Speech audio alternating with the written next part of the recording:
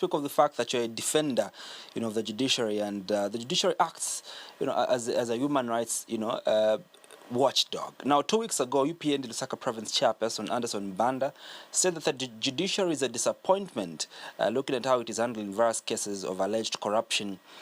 My question to you, Honorable, tonight is, don't you think this is an insult, and the judiciary, especially that the way these, UPND members went to the grounds of the they actually entered, the court premises, and the UPND and the PF, PF members who were attending court had to be whisked to ensure their safety. Don't you think this is an insult, on the judiciary, considering the fact that President Hakainde Hichilema promised, to bring sanity in regards to upholding of the rule of law? My brother, there was nothing those people did. Politics, people are just politicking.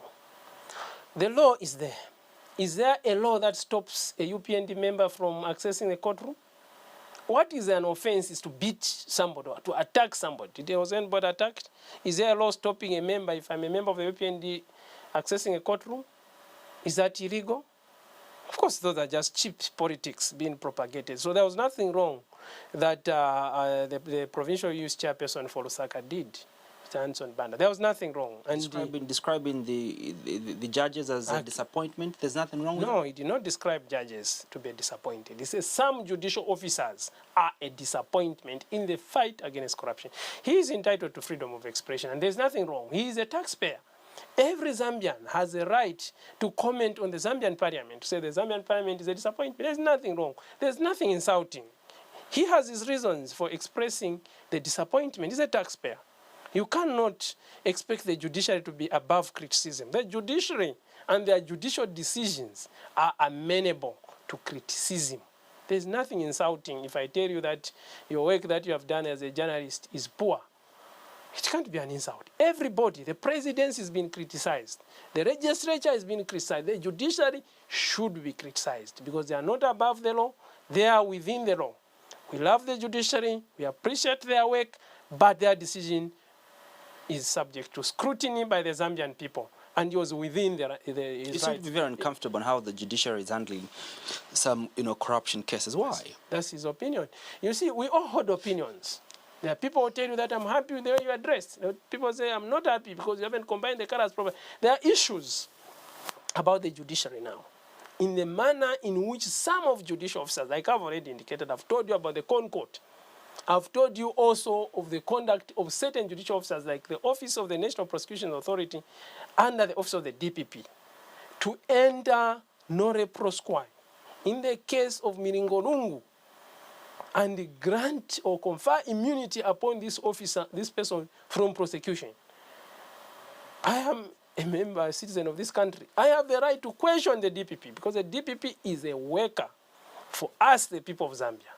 And she's ready, and she said she's ready to answer, but then the oath of secrecy ought to be waived off from her. The president hasn't done that yet. That is not for us, but as Zambian people, we are entitled to hold an opinion. But don't you think you members that are calling, for explanations, don't you think we should be advocating that the president does waive off, her oath of secrecy, so that what oath has she?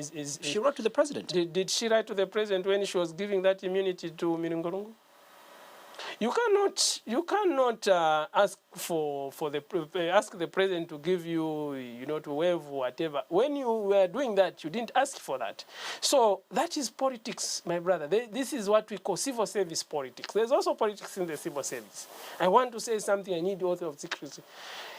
We, from our perspective, strongly condemn the abuse of the exercise of the power to enter nore prosquai.